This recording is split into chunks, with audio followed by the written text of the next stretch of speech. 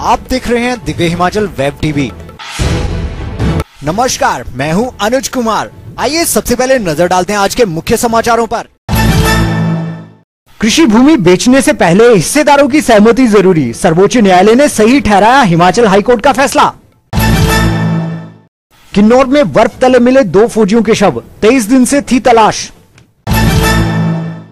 भाजपा की core group की बैठक में राजीव बिंदल की मौजूदगी से कांग्रेस खफा, राष्ट्रपति को भेजी शिकायत।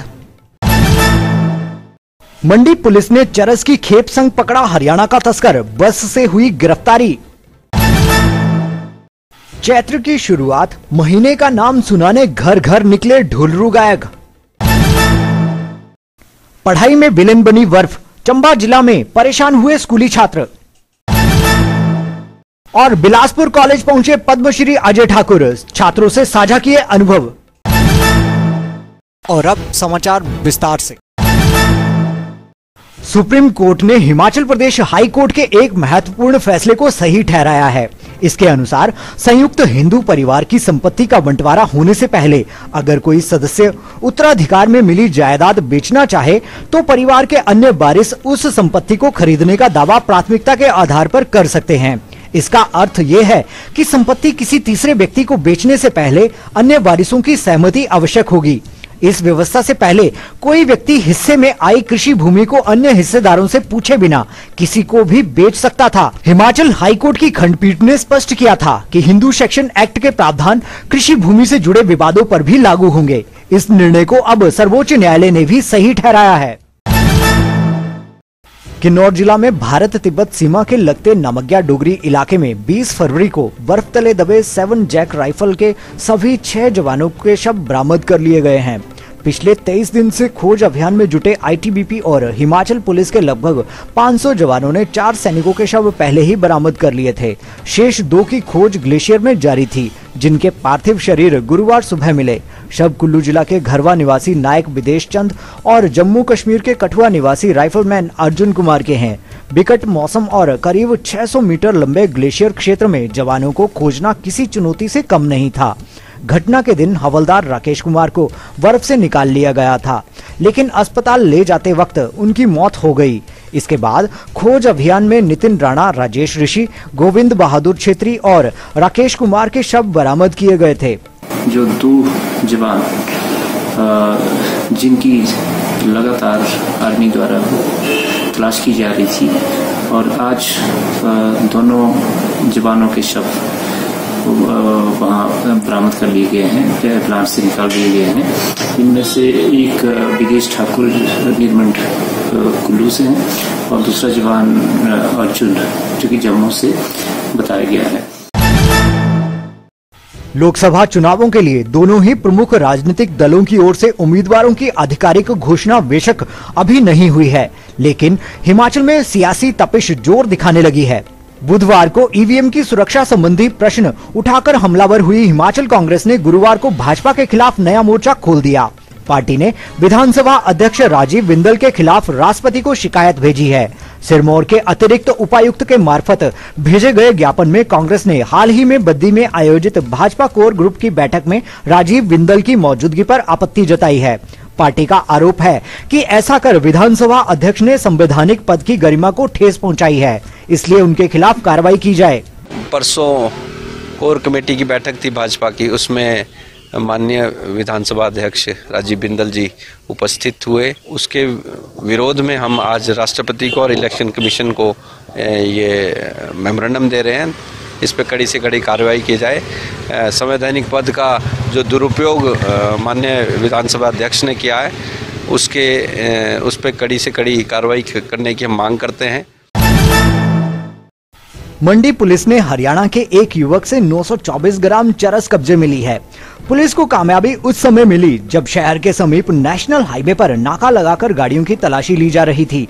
कुल्लू से चंडीगढ़ की ओर जा रही हरियाणा रोडवेज की एक बस को रोककर पुलिस टीम जब बस में दाखिल हुई तो मूल रूप से जींद जिला का तस्कर हड़बड़ा गया।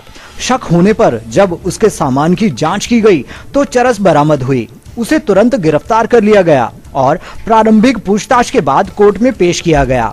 मामले की गंभीरता को देखते हुए न्यायालय ने आरोपी पवन को 3 दिन के रिमांड पर भेज दिया है और अब मंडी पुलिस उससे तस्करी से संबंधित तमाम राज उगलवाने में जुटी है। पुलिस स्टेशन सदर की टीम ने एक हरियाणा रोडवेज की बस से 924 ग्राम कैनबिस रिकवर किया है। इसमें एक पवन कुमार जो कि हरियाणा का जिंद का रहने वाला है, इसको गिरफ्तार किया गया है और अभी इसकी इन्वेस्टिगेशन की जा रही है। अभी आजकल ये पुलिस रिमांड पे है और इसकी तफ्तीश की जा रही है कि ये कहाँ से लेकर आए और कहाँ लेके जा रहा था। चैत्र महीने की शुरुआत के साथ ही गुरुवार को बाबा बालकनाथ के महीना भर चलने वाले वार्षिक मेले की शुरुआत हो गई। दियोटसिद्ध में हमीरपुर की उपायुक्त ऋचा वर्मा जबकि शाहतलाई में बिलासपुर के डीसी विवेक भाटिया ने विधिवत पूजा अर्चना के बाद झंडा चढ़ाकर उत्सव का विधिवत शुभारंभ किया। बता दें कि इस एक महीने में उत्तरी भारत के तमाम क्षेत्रों सहित विदेशों तक में बसे श्रद्धालु बाबा जी का आशीर्वाद पाने बड़ी तादाद में शाहतलाई और दियोटसिद्ध पहुंचेंगे। इसी कारण यहां सुरक्षा व्यवस्था सहित सभी इंतजाम बड़े पैमाने पर किए गए हैं ताकि श्रद्धालुओं को असुविधाओं का सामना ना करना पड़े।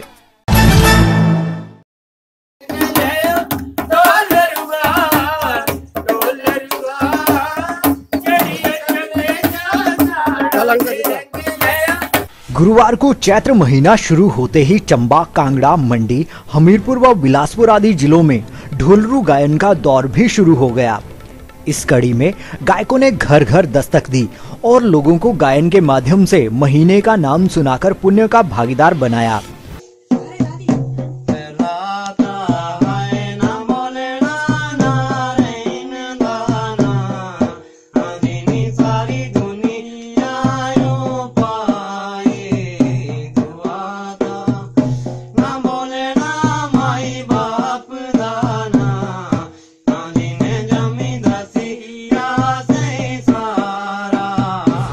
बदले में उन्हें भेंट स्वरूप कपड़े, अनाज, मिठाई और पैसे आदि दिए गए।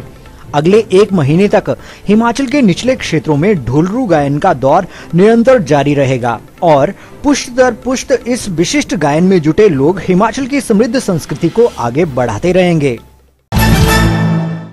गुरुवार को बर्फबारी और बारिश के बीच समूचा हिमाचल दिन भर ठिठुरता रहा। इस दौरान कल्पा, केलोंग, भरमौर, डलहौजी और कुल्लू जिला के ऊंचाई वाले क्षेत्रों में हिमपात हुआ, जबकि शेष जगहों पर तेज हवाओं के साथ वर्षा का दौर जारी रहा। कई स्थानों पर हल्की ओलावृष्टि से फल सब्जियों को नुकसान पहुंचने की भी खबर है। बारिश और बर्फबारी का नतीजा ये रहा कि प्रदेश का अधिकतम तापमान एक ही दिन में 8 डिग्री सेल्सियस तक का गोता लगा गया। मौसम विभाग का आकलन है कि हिमाचल के ऊंचे इलाकों में शुक्रवार को भी मौसम के यही तेवर कायम रहेंगे, पर निचले क्षेत्रों में धूप खिलने की उम्मीद है। इसके बाद 2 दिन तक समूचे प्रदेश में मौसम साफ रहेगा, लेकिन 19 और 20 मार्च को बारिश बर्फ का दौर फिर लौट आएगा।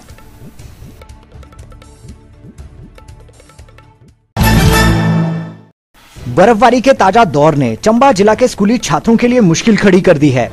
भरमौर और होली में सुबह से जारी हिमपात के बीच छात्रों को बोर्ड परीक्षा में बैठना पड़ा। उनकी मुश्किल यहीं खत्म नहीं हुई। दरअसल यहाँ कई क्षेत्रों में इतनी बर्फ बिछ गई है कि अगले कुछ दिन तक सड़कों पर गाड़ियां चलाना असुरक्षित होगा। ऐसे में बच्चों को परीक्षा केंद्रों तक पहुँचने में दुश्वारियां झेलनी पड़ेंगी। दूसरी ओर बिगड़े मौसम ने डलहौजी के स्कूलों में जहां छुट्टी करवा दी, वहीं सलूनी में बच्चों को बर्फबारी के बीच स्कूल पहुंचकर पढ़ाई करनी पड़ी। और अब खेल समाचार। अंतर्राष्ट्रीय कबड्डी खिलाड़ी पद्मश्री अजय ठाकुर गुरुवार को बिलासपुर पहुंचे, जहां उन्होंने गवर्नमेंट डिग्री कॉलेज का दौरा कर प्रिंसिपल और शिक्षकों से बातचीत की।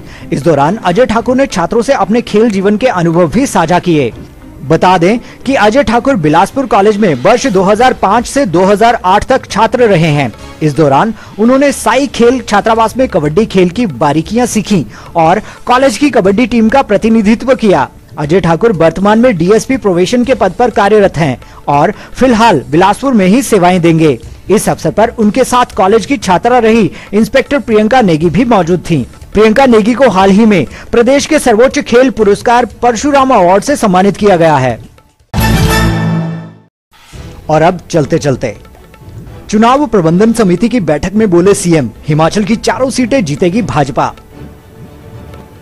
सेंज पावर प्रोजेक्ट की टनल में लीकेज, 2 महीने तक नहीं बन पाएगी बिजली। 5 महीने सरकारी स्कूलों में पढ़ाएंगे डीएलएड प्रशिक्षु, एसएसए ने टीचिंग प्रैक्टिस को बनाई योजना। और हिमाचल के सभी कॉलेजों में 2 दिन के भीतर लगानी होगी सैनिटरी नैपकिन बेंडिंग मशीन।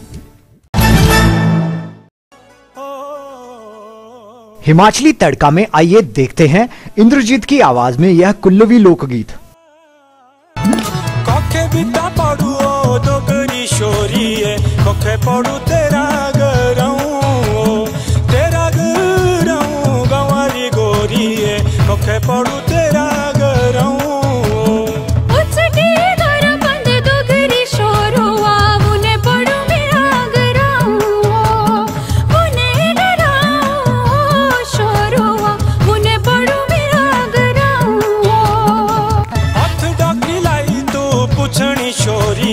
दसी दे अपना नऊ गंवारी गोरी है, दसी दे अपना नऊ। गोड़े गोड़े लगा तू पुछ दा शोरुआ, सुलमा मेरा सनाऊ, सुलमा ना शोरुआ, सुलमा मेरा सनाऊ। दिलाई गला तू मत टाल दी, लोबेला का जुरदा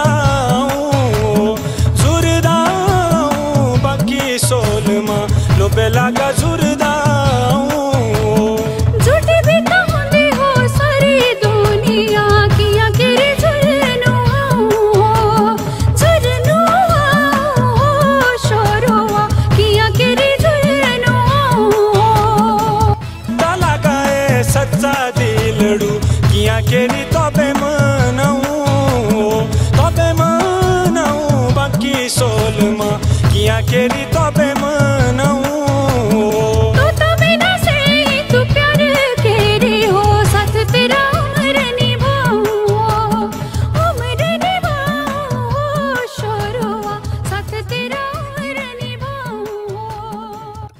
आज के बुलेटिन में बस इतना ही। पढ़ते रहिए दिव्य हिमाचल, देखते रहिए दिव्य हिमाचल।